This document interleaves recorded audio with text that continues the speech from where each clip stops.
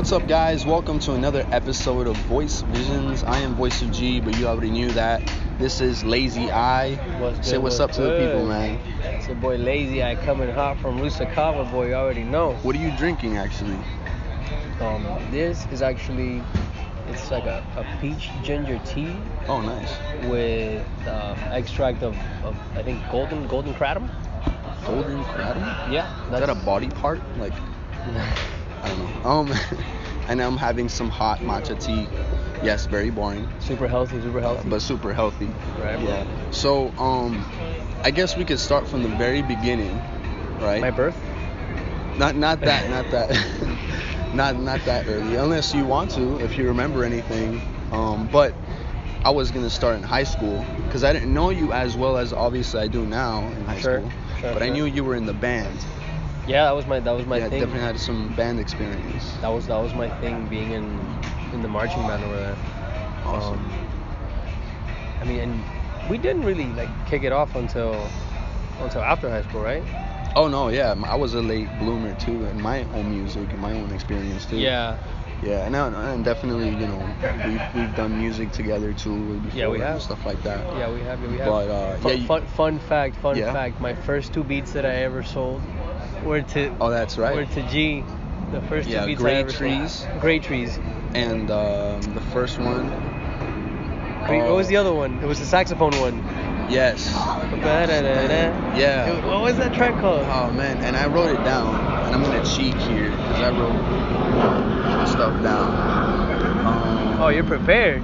Yeah, definitely. I gotta prepare. This man's professional. He's ready. I'm getting exposed. My notes are being exposed. So it was actually Cold Ramen. Cold Ramen. That's the sax track. And the song that I did was called Habits and Contradictions. I kind of mashed them up together. But so you started, I think. So in the band, you were part of the drum line. Yeah. Did you play any other instruments at that time? Bro. Now you play a couple different instruments. Yeah. Now I play a few different things, but the way I started, man. I remember it was in 8th grade. Did you go to Kinloch? No, I didn't. You weren't a Kinloch kid? You were a Ponce kid? Explorer, yeah. In 8th grade in Kinloch, bro, I had no idea what the fuck I wanted to do. Wait, can I curse on this? That's absolutely. You're free to go. Sorry, I have a potty mouth. Mark Zuckerberg hasn't taken us down yet, so. Okay, good. You're good. So, and like around 8th grade, when it was time like to figure out what we were gonna do for high school, you know, they put you in like your academies and shit. I didn't know what the fuck I wanted to do, so I was like, you know what, man? I think I want to do music. Like on a whim, like I gotta figure something out now, and everything else sounded like shit. So I went up to the dude signing us up, and I was like, he was like the band director and shit. I was like, I think I want to do music. He was like, yeah. What do you want to do? And I was like, I either want to do drums or guitar. And he was like, well, we need more drummers. You're gonna do drums. And I was like, well, there it is. So they put me in this percussion class, which is like beginner percussion. Like I had no experience. I didn't read music, none of that. And my freshman year, I did that class, man, and actually immediately the moment they gave me like drumsticks and like a little pad, like I wasn't like great obviously, but I definitely had a knack for it. Like it came to me like easier than a lot of my other classmates. So I was like, damn, I was really into that shit, and I started to stay after school, and I would just watch the drum line play. I would literally just stay to watch them rehearse, and I was like, damn, this is cool. And then I watched Drumline, the movie. Oh, okay. So that's when I was sold. I was like, I want to be in this shit. So my sophomore year, I auditioned, and I started playing bass, the bass drum. Boom, my tiny ass. I had like the second biggest drum. Oh my god. And I looked funny as fuck, like a big ass drum and like little skinny 10th grade me. Dude. And I'm just like beam. But I had a great time, bro. And then moving forward to junior year, I really wanted to play the drums that like they're called tenors or quads. Okay. It has 5 drums actually, like, you know, 5 different drums, and that's the one that I was mostly like drawn to, and the one that I really like, you know, tried hard in, because I was playing in the marching band at Gables, and then also I auditioned for this thing called it's like a indoor percussion, and it's basically it's like a marching band, but just solely made out of it's just a big ass drum line, and you do like marching band shows inside stadiums. Your whole life is the movie Drumline. Like that was my shit, bro. That was my shit. That's awesome. And I still can't read music, bro. But I would be like, yo, play it, and I gotta play it back for you. So that was really my whole thing. Like I was technically capable, but I wasn't. I didn't have like the reading. Like and to be truthful, like no me importaba. I didn't really care about reading because I can just I can just catch somebody else playing it and I can run it back. You feel me? Okay. So I was playing in the drumline at Gables my junior year, and I was playing at FIU. I was 16 playing at FIU with the indoor line. I was the youngest kid there. That's awesome. And I was playing the quads, and we went all the way to states and shit, bro. That was to me was definitely one of the funnest things I did, bro. We would have like 8-hour rehearsal days at FIU, like in the fucking FIU stadium, like with them heavy ass drums on. Let me tell you, bro, if you want a calf workout, a calf leg workout, you gotta do that, but also you'll probably end up with lower back problems. So that was my shit. And then when I went back to Gables, that was the summer of senior to junior to senior year. Okay. Right. When I showed up senior year for band camp in August where it starts, bro, like I had crazy chops. Like I was, because I just had so much experience now. Right. So I was killing it then. But then I ended up quitting the band that year because I had a bunch of differences with like, just life in general. I wasn't feeling it, and I definitely wasn't feeling school at the time because I dropped out my senior year too. Oh, I didn't know that. Yeah, I'm a fucking high school dropout, bro. I didn't know that. All this time I'm like, yo, that's it. We got another one repping class of 2013. I mean, I still say I graduated from Gables on the low because I dropped out. I think February, and we graduated in. No, I dropped out in April, and we graduated in June. Yeah. So I still. So it's right there. My name, when I went to graduation for Jen, I was dating her at the time. When I went to graduation to watch everybody walk, dude, my name was in the fucking like pamphlet. I was like, this is bananas. Like I can't believe it. But yeah, so I mean, I did music basically most of high school, but it was all drums. Okay. All drums. Okay. Next question. Next question. So, your Instagram bio says multi-genre producer, artist, obviously singer, songwriter.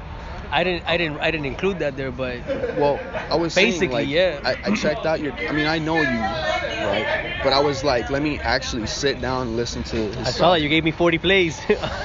I'm sorry. Thank you. Thank you. But I mean, getting back to that, it should have been more. But fuck yeah, I was like 80. dude, this guy, he produces, he sings. You've collabed now with Roger Songbird on a collab album. Now he goes by Christian Taylor. If I'm not mistaken, he had like a full change, man. Like okay. He's taking a different road now, Hey, the road that he was on wasn't too half bad. Man, I thought it had potential. That cat, yo, this goes out to you, Raj. One of the biggest inspirations that I know, man. That dude, he's so fucking creative. He's so quick with it. His flow, his voice. I swear to God, I tell him, I don't know how you haven't made it big, bro. Because to me, he has a big sound. He has a crazy sound, bro. And he does shit himself, bro. Like, I mean, he'll cop the beats, but he could also make a beat. And there's something about his music that like I'm like, damn, it's very much him. You get me? Like undisputable, and the quality's there, and he's good. But now his shit is equally good, but now he's taking just like a different approach. Yeah. Right, he's changing a little bit his style, but nevertheless, he's great, man. He's great at what he does, and he helped me a lot to grow as a musician myself. Yeah. I would say like the first 2 EPs you dropped in 2019, listening to those, then listening, obviously some of the production is on that album, right? Like 1995, and you have some other songs on there as well from those EPs. But I felt like I was gonna say that those 2 first projects kind of pushed you and helped develop your sound enough where you could collab with someone else entirely different. 2 entirely different people coming together and making. Bro, you wanna look? Let me. This is a great story, and I love to tell it. How Gene Blue like my first real on all platforms project, which is a collab album between me and at the time Roger Songbird. Right.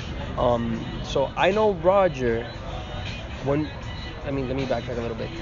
When the album was made, me and him had never met in person. We had never met in person, and I know him because he's dating, now he's engaged to somebody that I know, right?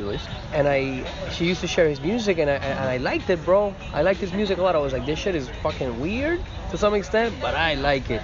It's some shit that I will bump in the car. And I reached out to him, bro. And it took a couple attempts.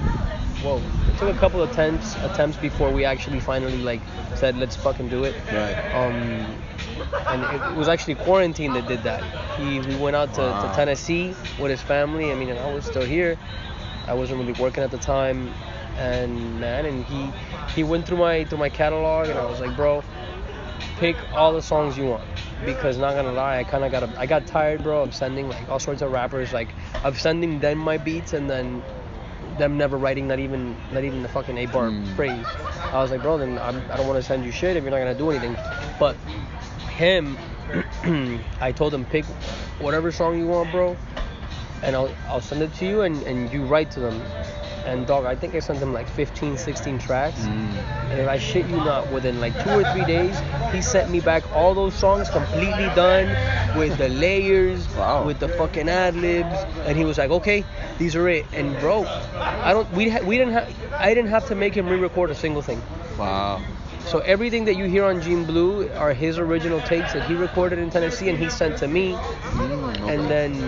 And then it really got down to it because I had to mix all that shit, and I had no experience really mixing. Like, bro, for one song he sent me like almost 40 stems for one song. Oh my God. And like in any individual section he would have like 9 voices at a time, and I was like, what the fuck? He changes voices, he changes rhythm. Yeah, he's so versatile with his voice, like what he can do with it. So I had to like fucking have to figure that shit out. But the fact that we did that album without ever meeting, you know, and through the process of that album, I can tell you that we became like great homies. Okay. You know, because like I really like that project. That whole project to me is great.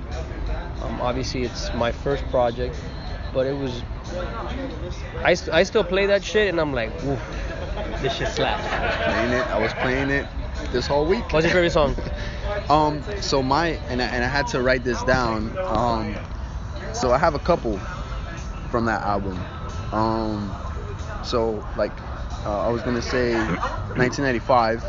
That's actually like 1985 hit. Our version is it's Queen. Yes. Queen. Yes. I was super reluctant about adding lyrics to that song. Yeah. But I liked what he did, so I was like, fuck it. But I think I will, Roger, if you're listening, bro, I will one day release it as just the instrumental. Right. But ours is the one. Like the lyric in that song, it says, she's the queen of the night. Yeah. Like it reminded me of ABBA. Like, of ABBA? Dancing Queen. Like. Okay, yeah. And I don't know, I just connected that. But the actual, I guess, favorite would be Usual Suspects. And then you added some vocals, and so it starts with a Jerry Springer episode. How did you know that was Jerry Springer? Well, I grew up watching Jerry Springer, like, you know, after watching Pokemon or whatever was on WB at the time. Jerry Springer would come on, and then you'd be like, ooh. You just see, like... As a kid, you were like, oh, I'm gonna watch this. Oh, man. It starts out, with that, with, like, this girl, like, saying, oh, I feel like you're cheating on me, this and that, you know. Yeah. And then the whole song is about you reassuring that relationship, like, hey, I'm right there for you. Absolutely, you know? that is it. You hit the nail on the head. And at the time, I wrote that song. I wrote that song basically for my girlfriend at the time. Oh, okay. We had our little issues or whatever, and you know, we never got over, like, there was always like a trust issue. You know, and sometimes she would like just kind of like I would grab my phone.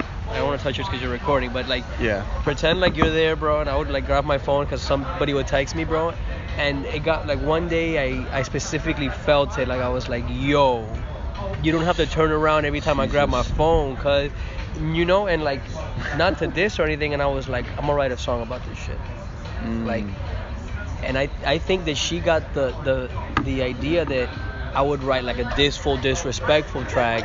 Oh, But man. I was like, I'm not gonna do that. That's not me. Like, I'm Yeah. not like, because I can still understand why you feel the way you do, Right. but I'm not about it. Yeah. But I'm gonna let you know in a different type of way. And the tone in that song. Right. It's not like, I'm not cheating. You know, you're not being disrespectful or Right. this or anything. It's an endearment thing. It's like a, hey, Exactly, come here, let me talk to you. exactly. Like, It's like, but I still had to let her know. It's like, oh, and you make me feel so bad. Now you look, Yeah. now I'm in trouble. Yeah, Like, okay. it's like, and I would tell her, I was like, yo, you really think I got it like that? You really think I got girls like that? Like, Hey, man. Like, I don't. like my girlfriend, and we've known each other for 5 years, and we've been on and off and stuff, but we just made a year in January. But Congratulations. she's that, yeah, thank you. And she's that way too. We're walking down, and maybe I'm exposing myself here, but we're walking down the street or whatever. She'll just be like, "Don't look," Oh.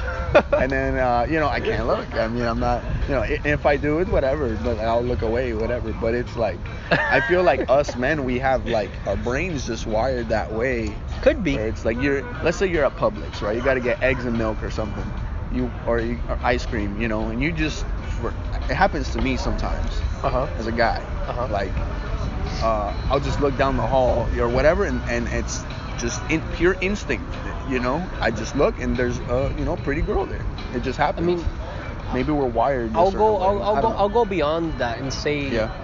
what is it that my cousin said in Spanish? He said, "Los ojos son intrusos," and I'll go more with that because, bro, you ain't gonna tell me that like if you're with your girl and like a fucking stud walks by, first of all, you're just gonna look because there is something, like there is a thing there, and then you're like, oh wow, it's an attractive person. Your stare might linger for half a second. That doesn't necessarily mean that you want to go fucking jump their bones. Yeah. You true, know, like. True. Like, first of all, I have really bad ADHD. Anything new Facts. comes into my line of Me sight, too. and I have to look at it for a second and I identify it. Yeah. And sometimes I identify a nice booty.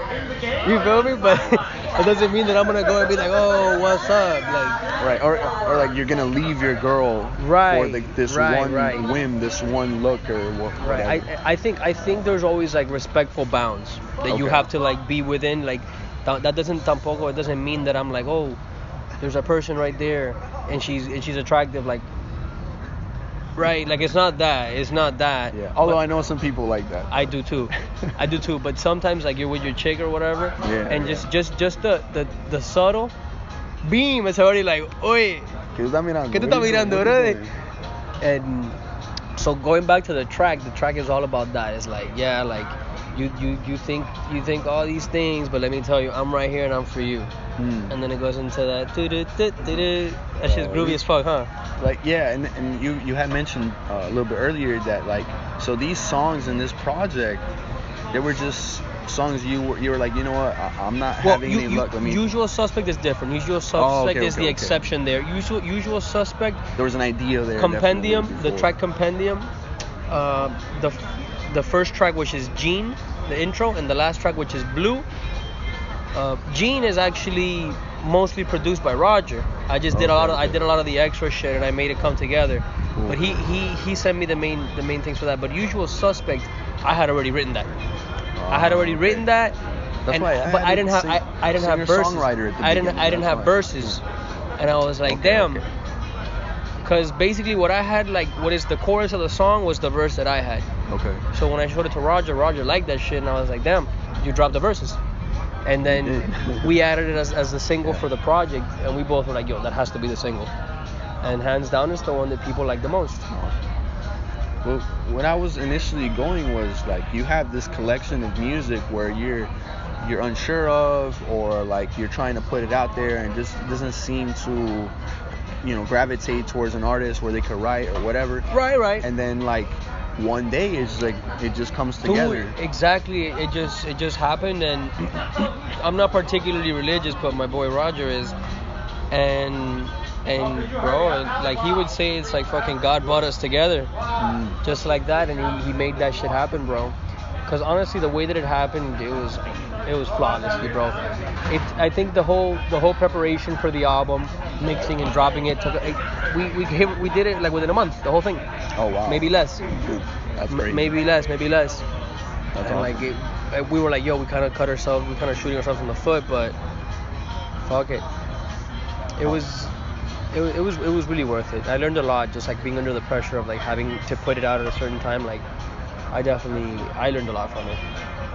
And now you are in a band, Los Poderes.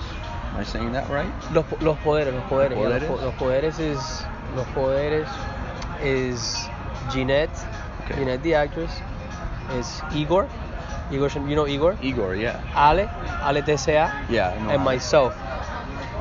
Los Poderes came out of this idea of, first of all, just to be able to play together and do things together, but it was like an improv show with music in between scenes and music throughout the scenes, right? And like that was my task. Everybody, like Los Poderes is because everybody has their own specific little forte, you get me? And mine was like with Ableton and shit, like I made like a soundboard, and like let's say y alguien tocó la puerta, I would trigger the stampo. You get me? Right. Things like that, gunshots or whatever the fuck it may right. be. And then I would also play during the cutscenes, and we would do like songs from each other. We would do covers, and we would all learn each other's songs and play them out. And we were doing that here at Kava every Thursday, but you know, not everything always works out. Some things fall through, and it did with the show. So we're not really. You can say it's a band, but we're not really a band. Porque tampoco we're not like rehearsing all the time now. Right. And we're not like staying on point and learning repertoire. Right. Like there's no set schedule or anything. No. There's no set schedule. Like, but if somebody's like, oh, we have a show with y'all, do we want to do it? Awesome. Okay, we'll do it as Los Poderes. Let me know, man. I'll pull through and get some shots and stuff of that, because I haven't checked you guys out. Like your sound. Really? I could have sworn you came to one of the shows. I know I did.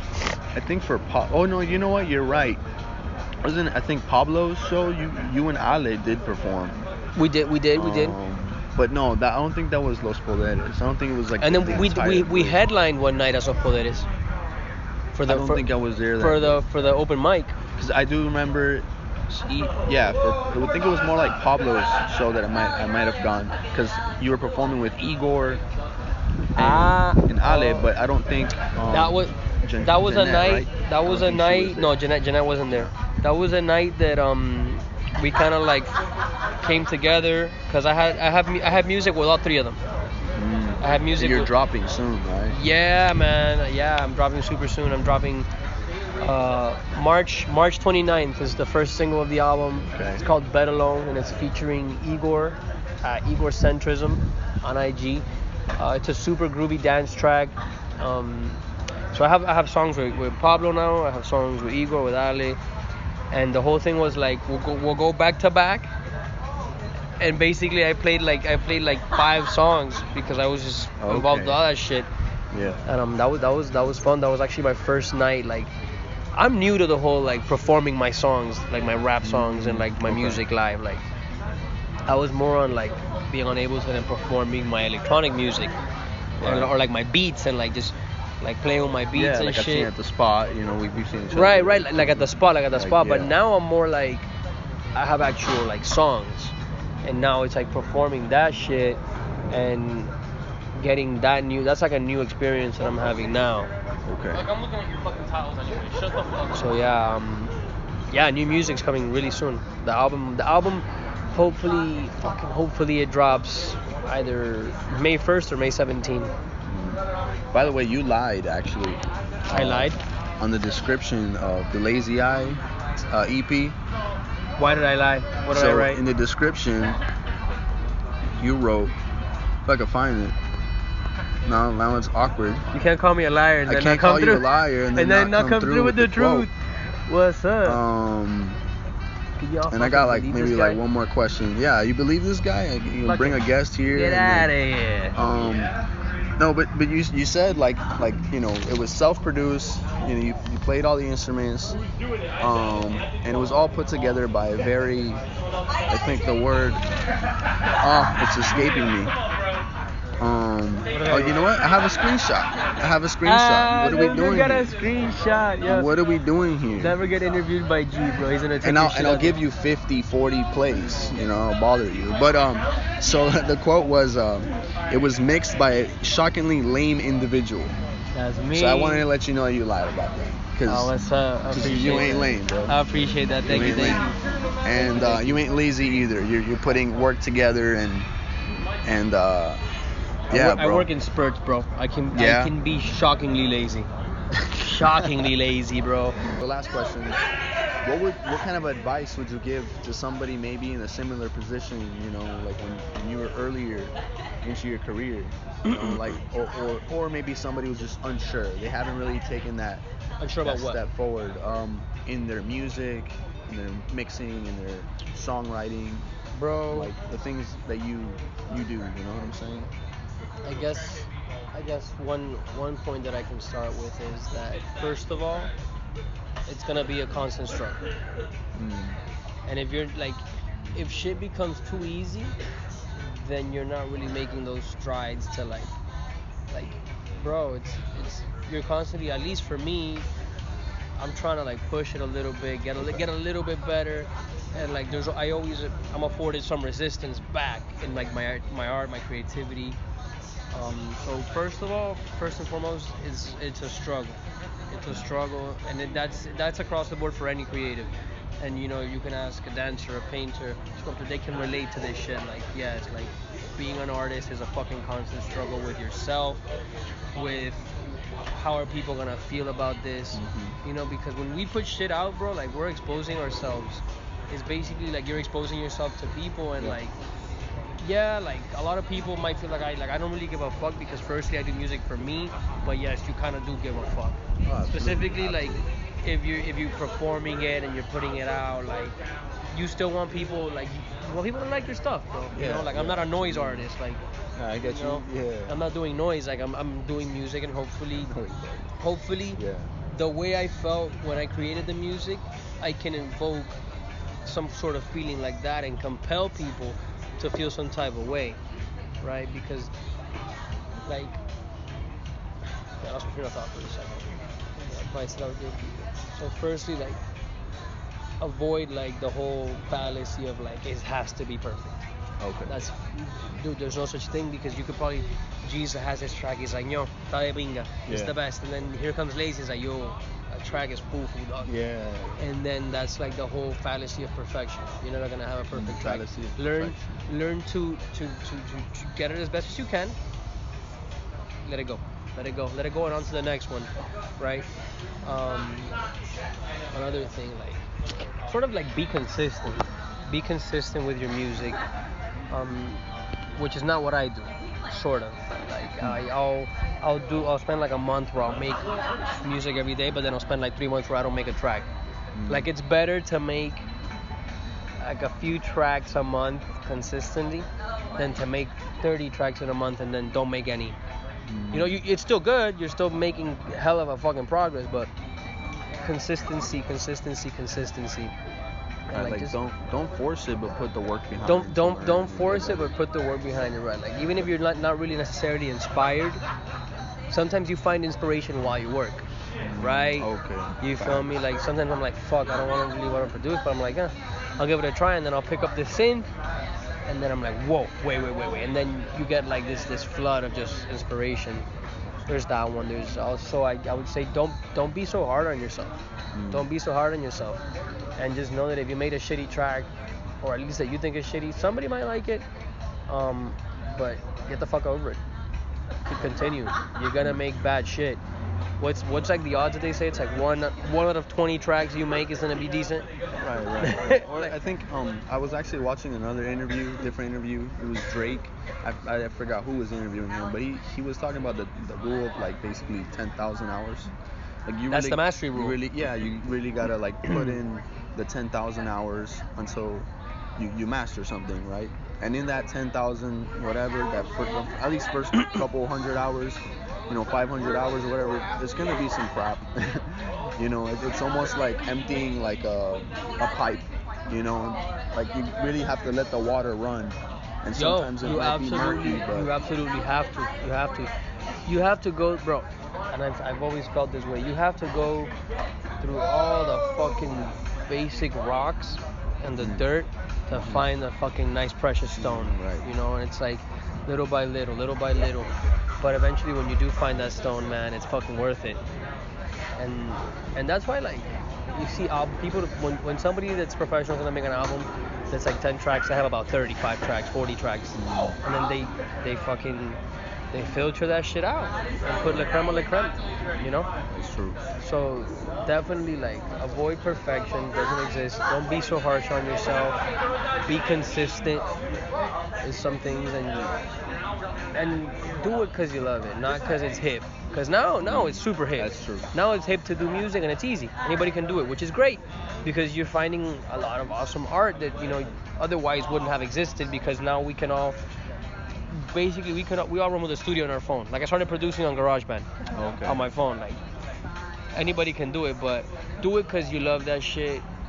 And I promise you, if you do it that way, and you're consistent, and you kind of follow those other little tips that I say, I think fucking eventually you might make some fire shit. You might not. I don't fucking know. Dropping gems. Yeah, bro. I charge for this. Don't charge me. Yeah, but ask me if I follow my own advice. Oh, that's true. I mean, that's the duality of man, right? But I think you've definitely got some gems on the way. Again, remind us, when are you dropping? You're dropping. So some March singles? 29th, it's Bet Alone, Okay. featuring Igor. Okay. El Igor Centrism on IG. April 29th, hopefully, I'm dropping the second single, which is called Some Views. That is entirely me, produced, sing by me, rap by me. Okay. And then hopefully May 17, I drop the whole project. The whole album is called Better Alone. And it's a mixture of like some danceable tracks. Awesome. I'm rapping in English and Spanish. I'm Okay. doing some singing. I produced about like 98% of everything there. I've had some help from some really good friends of mine. And it's kind of a breakup album. My relationship went to shit during quarantine, and I think I'm gonna write something about it to give it context, bro, because it's a really interesting story. But basically, the cover of the album is a Polaroid that my ex burnt. And the moment I saw it, I was like, and she wrote Better Alone on it. So I have to credit her with the title for the album. man. The moment I saw that shit, I was like, oof, Ouch. you fucked up. I'm gonna make this an album cover. Cause that's what artists do, bro. That's true. We do art about our fucking lovers and shit, about harsh experiences. Yeah, we put our feelings, our thoughts, everything. At least life onto it. a lot of us do. And bro, all the music that I make, I can't make music if it's not connected to something that happened in my life. Like, I can't sit there and make if I was like strictly a rapper, I couldn't rap about having bitches and getting money if I'm not having I bitches can't and getting money. do that. You feel me? Like, Yeah. I wake up in the morning and that's not my life. I wake up in the Right. morning and I think about bills. Like, right. I gotta Yo, talk about I'm in the cut. my life. Right, yeah. Thank you for being here. Dude, thank you for fucking interviewing me. The time flew. Yeah, no, The it time always flew. does. Every episode it does. Big thank you to Roots Miami Cava. Yo, big thank you to Roots, Kratom, And, Kava, Matcha. Yep, They even got them fire pizza empanadas. that's right. Those shits are fire. That's right. Come down here. What's this? 4400 Northwest 2nd Ave? That's correct. There you go. Slide down to Roots of Kava, guys. Yeah, they got open mics every Wednesday. At Wednesdays. 7 p.m. Thursday night tonight is ladies' night, and I think they have like BOGO, like buy one get one free, like deals and stuff for the Yeah, man. drinks and Super dope stuff spot. like You come hang out, kick it in the back inside. It's Yeah. super chill. Bro, I really want to thank you for reaching out to me and giving me this opportunity, man. I'm honestly really impressed because you're really prepared. that. Oh, You really fucking did your homework. Yeah. Dude, you brought up some shit I didn't remember myself. I was like, what are you pulling talking? Nardwuar. You know I was about to say that. I was I like, love Nardwuar. how you know that? How you know that? Yeah, but I won't. I'm not a Fed. I think he's like the Fed. Dude, he's crazy. But man, again, Yeah. thank you. And honestly, I would love to do this shit again. Yeah, absolutely. You For know, sure, bro. 'cause like I said, the time flew by way too fast. Way too fast. We should do this again. But all right. So I guess that's Lazy Eye signing out. Yeah. Peace. All right, guys. Much Peace love. out. Have a good night.